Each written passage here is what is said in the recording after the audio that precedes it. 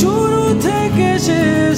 অভিনয় সূত্রে বেশ কয়েকজন অভিনেত্রীর সঙ্গে প্রেমের গুঞ্জন শোনা গেলেও বিয়ে করেছেন বিনোদন মাধ্যমের বাইরের একজনকে।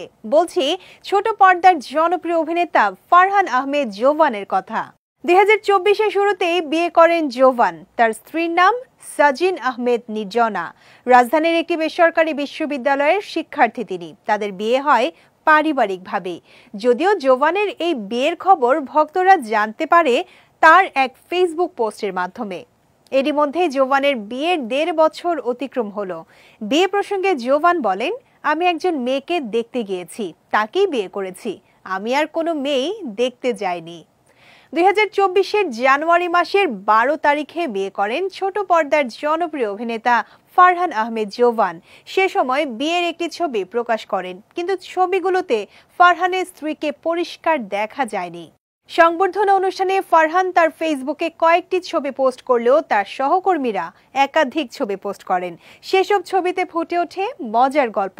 কখনো স্ত্রীকে নিয়ে জোভানের মাথায় হাত, কখনো বন্ধুদের মুখ বন্ধ। 2011 সালে দেশের শোবিজে পথ চলা শুরু করেন জোভান। সেই থেকে টানা অভিনয় করে যাচ্ছেন তিনি। তবে শুধু ছোট পর্দায় নয়, পাশাপাশি তিনি অভিনয় করেছেন চলচ্চিত্র ও ওয়েব সিরিজেও।